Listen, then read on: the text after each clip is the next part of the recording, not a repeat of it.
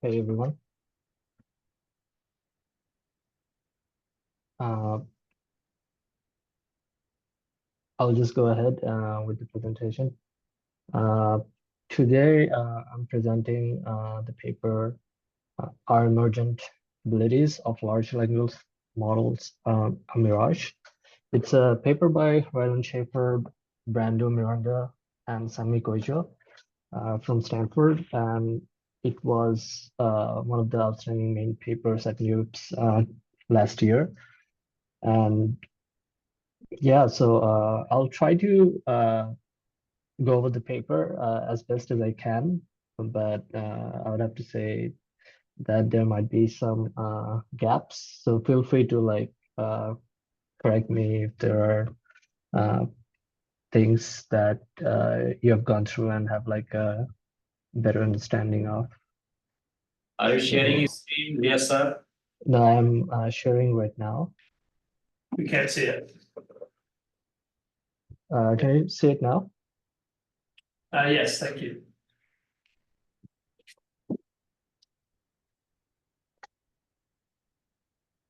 Where's the keyboard? Oh, me. You like, yeah, move the step out of the way.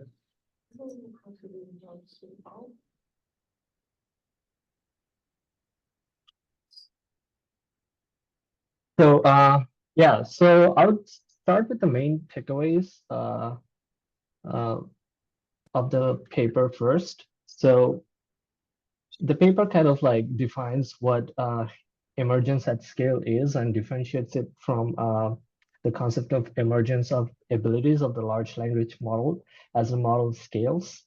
So it is not like emergence of new abilities, but instead like emergence of certain capabilities to do tasks that is not present in the smaller scale of the model, but that suddenly emerges or suddenly seems to emerge as the model is scaled up in terms of mostly parameter counts, but also it can be with data or it can be with compute. But I think the paper mostly focuses on with the scaling of parameter count. Uh, so what is emergence? In the community and in the literature, there are like lots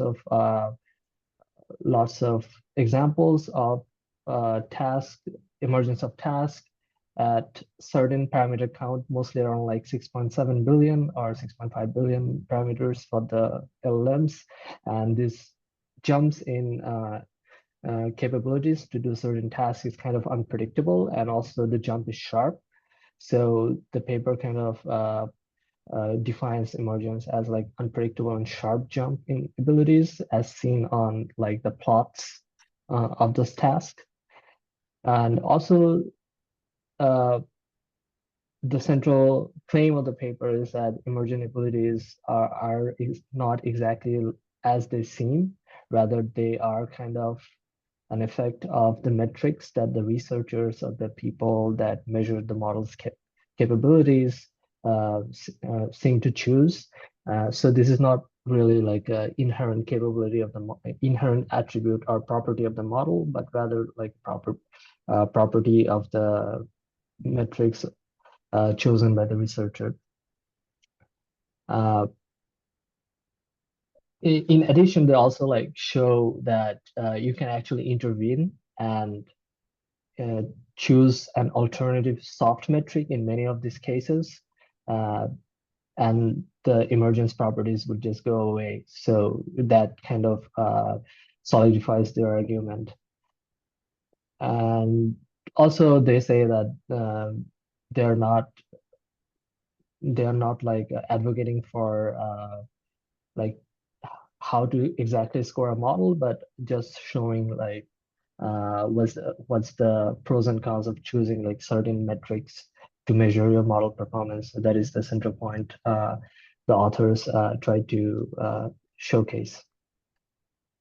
So this is one of the thoughts that the authors show in the paper, and to drive home the point of emergence at scale.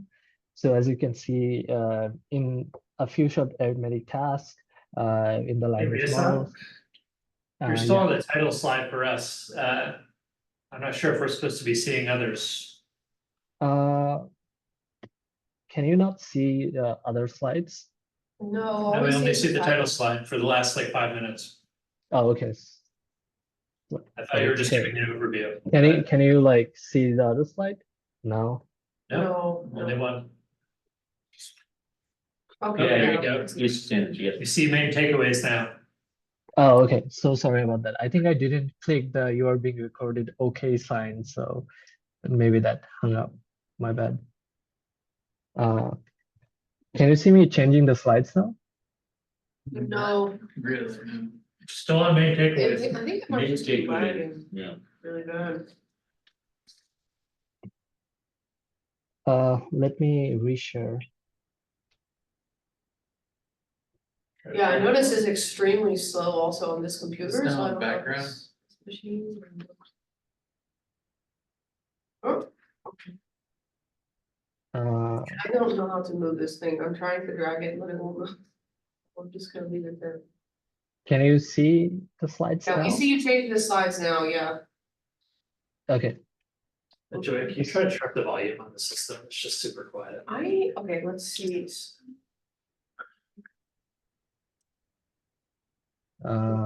Should I go ahead? One Yeah, second, you can we're keep going. definitely- We're just also turning up your volume so we can Oh, hear you. okay. I see. Yeah. So I believe you can see the background, what is Emergent's slide right now. Yes. Yeah, okay. So yeah, so this is one of the prime motivation for their work. As you can see, like this is a famous plot from another paper, Language Models Are Few Shot Learners by OpenAI.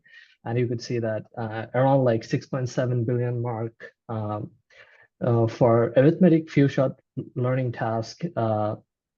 As you scale beyond 6.7 billions, the models seem to suddenly increase in the accuracy for this task across like a bunch of arithmetic tasks. So the community and the researchers at that point, this is not only for this graph or this set of tasks, this is evident for other sets of tasks as well, which I will show in the coming slides. But as you can see, like at some point between 6.7 and 13 billion parameter counts, the capabilities of the model suddenly increases in a sharp, unexpected jump. And this is what the community is termed as emergence. And one of the cons of this is that it's unpredictable because the number 6.7 billion is not really it's not meaningful. It's like it's a random number at that point, and it suddenly jumps. So the goal of this paper was to like, can we have like a predictable understanding of how this emergence occurs, or whether they actually really occur or not. They also mentioned that this might be one of the reasons that many of the lower end models, lower parameter models currently published, such as like Llama, start at 8 billion, is because of this. They want to like start their lowest model after 6.7 billion. So this is also one of the reasons that happened. Okay. These are some another tasks in the next slide. That also demonstrate the property of emergence in 3D addition tasks in GPT, in Google language models, also in massive multitask language understanding, and also in proverb synthesis. You could see like at some point the accuracy of these tasks suddenly increase against scaling up the number of parameters in the task. More examples, it's also not only in those task, you could also have this property in figure of speech and the other sets of tasks in this paper, also by Google, called Beyond the Imitation Game. And they actually tried to define a metric for quantifying the emergence that I will go over towards the end of the talk. but yeah, like this property has been observed in a bunch of different task and model pairs by different researchers and papers. Similar here, a bunch of more works that also showcases. So the claims of the previous works in a lot of previous works were that these properties or abilities of large models that are not present in smaller models. These are like inherent property of the models itself and can only be observed as they scale the model. And unless like you actually scale the model, there is no way to predict or like simply extrapolate from earlier data points from smaller scale models because it's unpredictable. And also, if this is actually a valid hypothesis that is actually true, it will also result in like a bunch of interesting critical research questions, such as can we control which abilities will emerge, or when these abilities will emerge, or would there be ways to like enhance desirable abilities and make them emerge faster, or make undesirable abilities never emerge. So this would be interesting line of questions, but the authors like go on to show that this is in fact not the case. So some observation, the main observation by the authors, and that also provides a solid intuition for what's happening, is probably that many emergent abilities seem to appear only on the metrics that non-linearly or discontinuously scale the model's per token error rate. For instance, like 92% of the emergent abilities on Google's Big Bench, that is one of the benchmarks, has a lot of tasks. I think around like 200 or more tasks occur for like one of the two following metrics. So these metrics are multiple choice grade. So in this task, I think there are usually two options. There might be more. And if the model correctly chooses the correct options, it gets a score of 1, but otherwise it always gets a score of 0. Another task is like exact string matching. And with this task, there might be more than one words or tokens, and you have like a string. And if it exactly matches, only then the model is assigned a score of 1. Otherwise, even if it misses a single token or a single portion of the string, it all gets a score of 0. So you can see like these are very discontinuous scoring system, kind of like a step function when you have like all the correct and then you get a score. So what happens in the smaller models, that even though like 4 out of the 5 words in a sentence are correctly generated or predicted by the model, it always gets a score of 0. At some point, it starts making all of them correct predictions, and then it gets a good score. But even though 4 out of 5 is a better prediction than 3 out of 5 or 2 out of 5, but that is not captured by these scores. So intuitively, there is a sense that these scores kind of behaves like a step function sort of way. So the authors then go on to show provide an alternative explanation for the emergent abilities. Based on the intuition, they try to develop a rather simple mathematical model for what's going on, and try to explain that these emergent abilities are in fact not emergent, but rather a side effect of what scoring function was chosen to measure the performance of the model. So the central assumption is that the test loss falls with model scale. This is a widely known scaling law for large language models in general. That is, if you scale the model in terms of the parameters of the data, the compute, then the test loss will fall.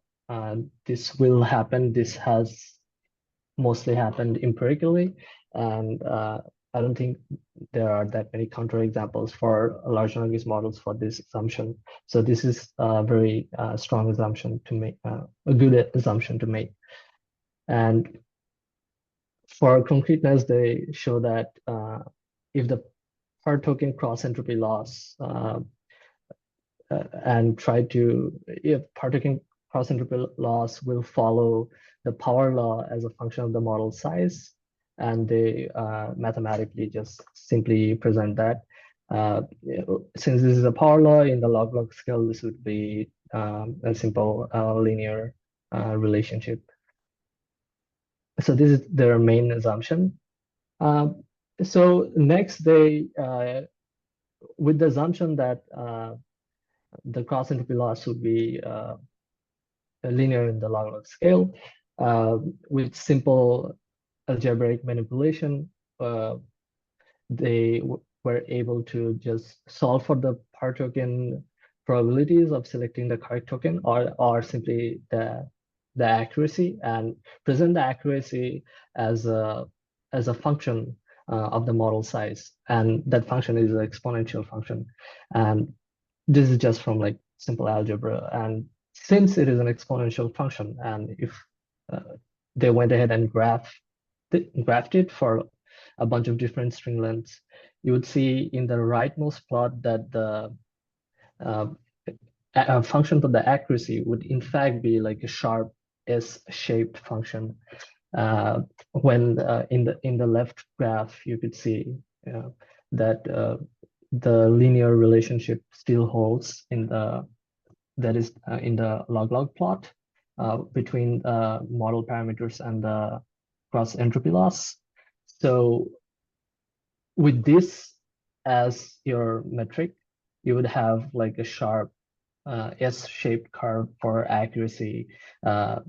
So if you're not doing the test, if you don't have like enough testing granularity in terms of every model size that you are testing, then it would be, it would seem that there are like sudden jumps in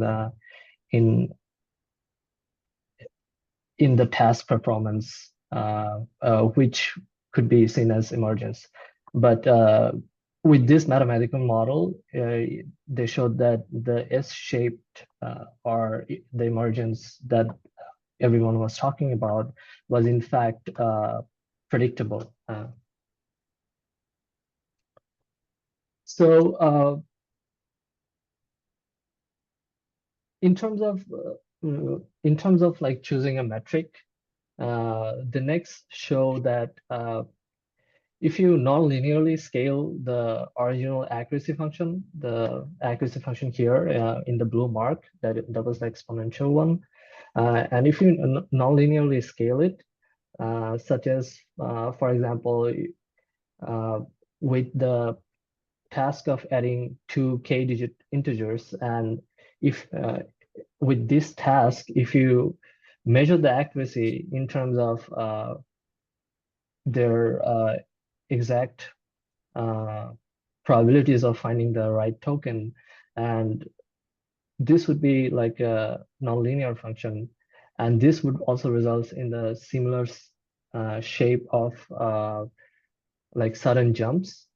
But if you just change the metric, instead of not doing the exact string matching, but instead just do edit distance, just a simple edit distance, this is like a linear function. So if I go back to the previous slide, you could see that the probability of the single token, selecting the correct token, is raised to the power of the number of tokens. So this is obviously a nonlinear function. But if you change the metric to a linear metric, where you just measure like the simple edit distance, and this would be a linear one, you would just get a linear graph. And with the scaling of the model, to higher parameters, you would the accuracy or the number of or the number of the inverse of accuracy, the number of incorrect tokens predicted by the model, it would scale like linearly. So basically, in this case, there would be no emergence simply because of the metric that the researchers decided to use. So it's not the property of the model, but the property of the metric that is being used to judge the performance of the model.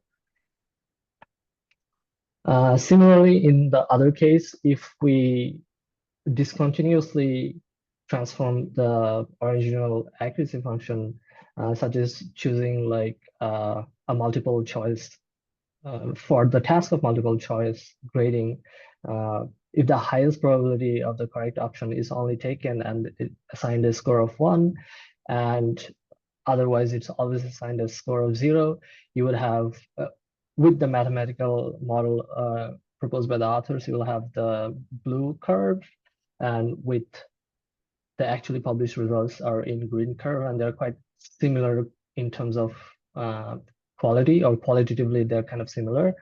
But if you change it, let's go to the next slide. If you change it with like a more linear Brier score, you would in fact not see like those sudden jump in accuracy, even though the task is the same and the model is the same. Just depending on the scoring function, you would have a more linear-ish curve here in terms of scaling the model parameters.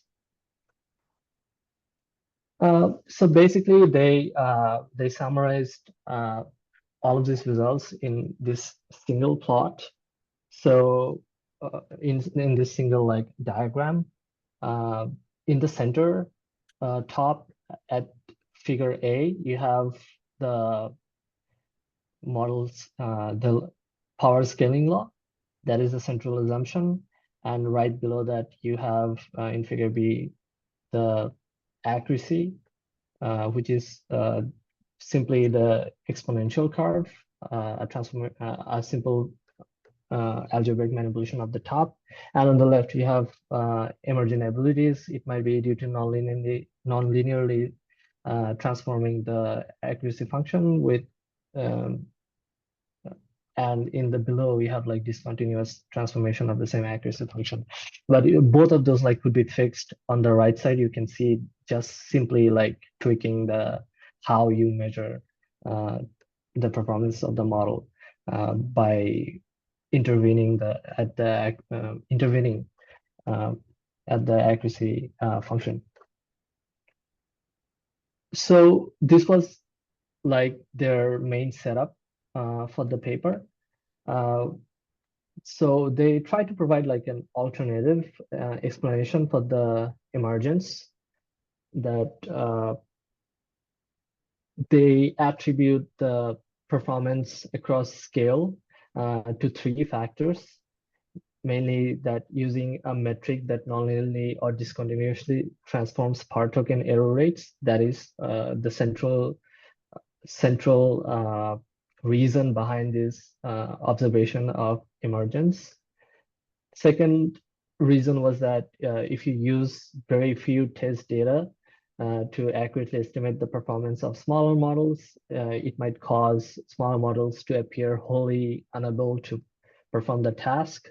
An intuitive explanation might be that if you have like a very difficult task, say you want to match, if you consider the exact string matching, if you have 5-word prediction in a sentence and you want to match 5 words, for smaller models, it might be hard, as I mentioned previously. And if you have like 2 or 3 test data that you are relying on to judge the model performance, it's highly likely that the model might fail on those 2 or 3 test data, especially when the metric is very harsh.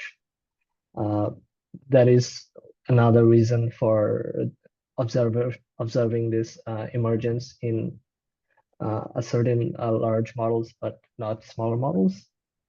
And also it might be another reason the point is like the granularity of testing at different model sizes, so that you don't see the sharp, you don't sample all the model sizes in the sharp transition of the S-shaped accuracy function that was presented early in the talk. So, so to provide evidence, the authors go on and to test their hypothesis on a class of models by OpenAI and also by Google. And finally, they also provide an interesting experiment in terms of emergence with regards to the vision model. So previously, no one observed emergence in vision models. And the authors then manually set up a metric that results in observation of the emergence property in vision models as well. So that kind of strongly points towards that these are in fact dependent on the metric they choose.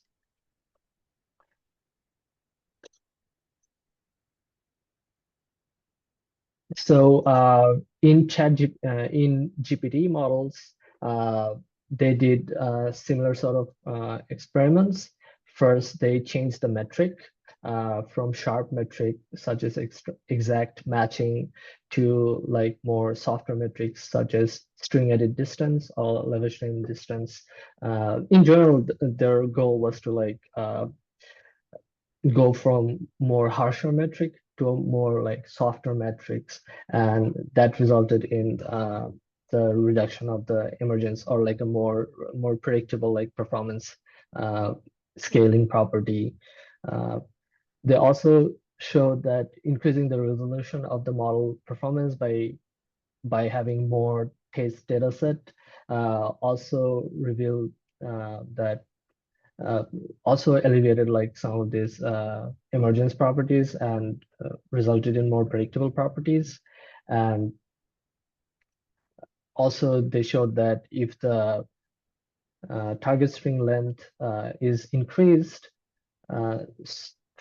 especially for the case of exact string matching, if the target length of string is increased, then you would see like more sharper rise in emergence properties, because if you have more strings to match, it becomes harder to match them just because you have more of them to match.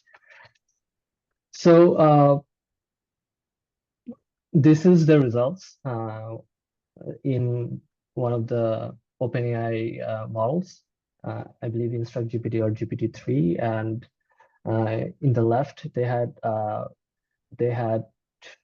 the original the harsh exact string matching, and on the right they had the more softer metric.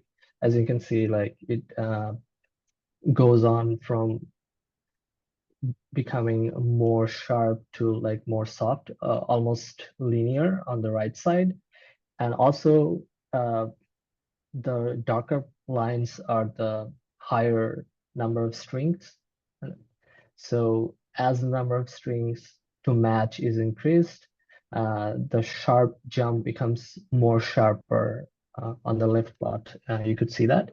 But on the right, changing the metric, even if you change the number of strings, if you make it harder, since the metric is changed, the slope of the curve changes, but it never becomes like too sharp or something like that.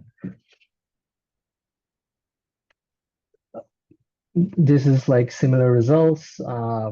This was in a different task they showed in 2-digit integer multiplications. And this is the different experiment where they decided to test on a larger data set. And when they tested with a larger data set, they also observed a similar kind of outcome. Yeah, and finally, they also performed similar experiments in Google's model. So at this point, like they're simply replicating the experiments they did on the OpenAI with the Google's models and dataset. But the result seems to hold true across both of these, and and basically there's no new information in these results.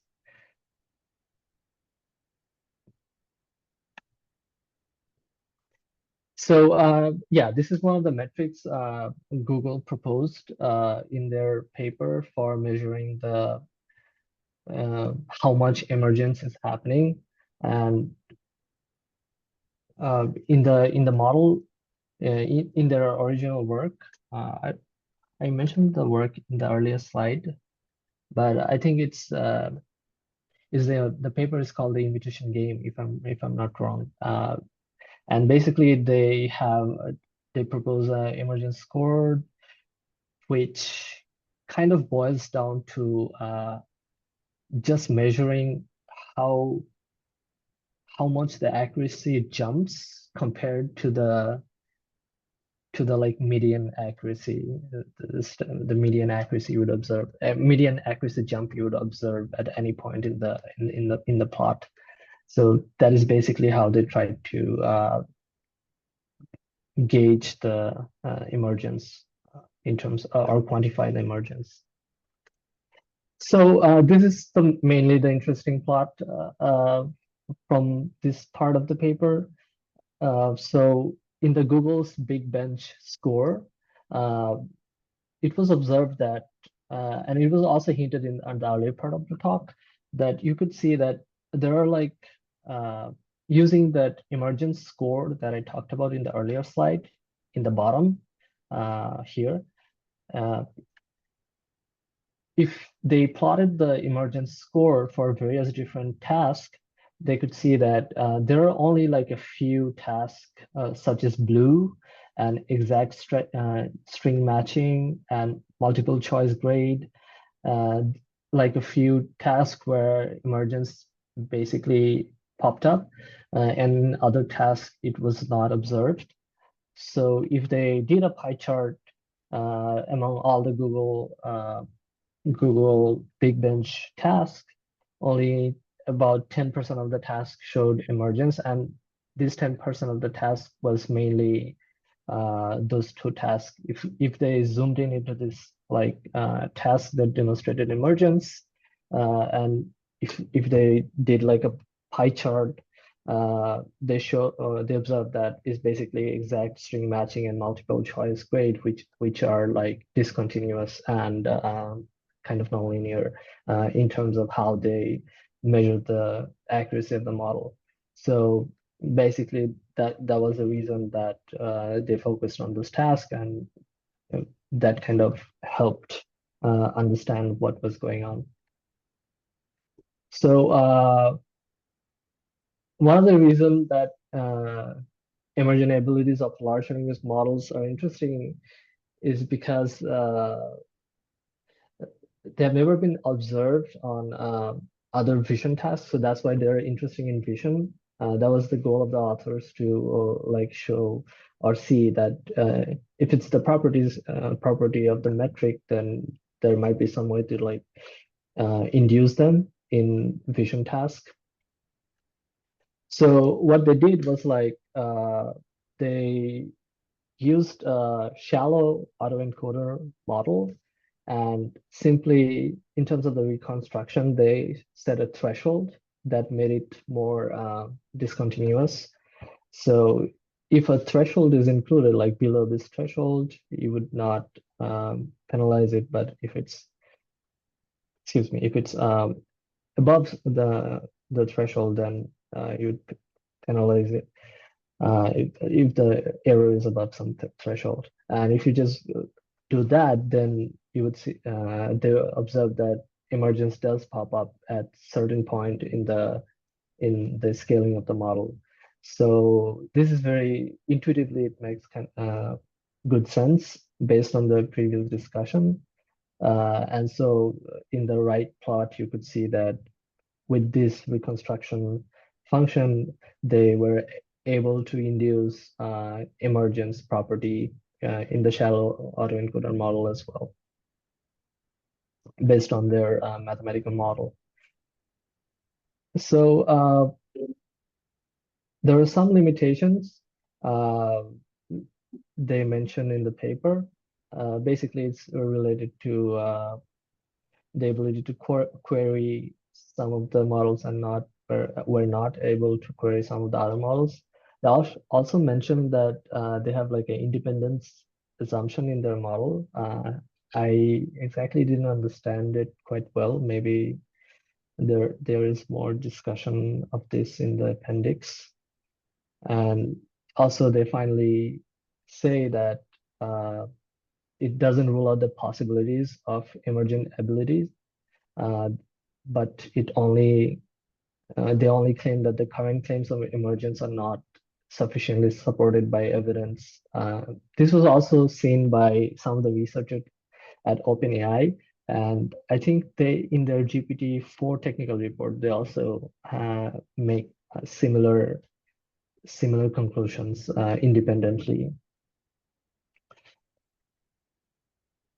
Yeah, so basically the conclusion is that models typically improve with scale, parameters, data, and compute.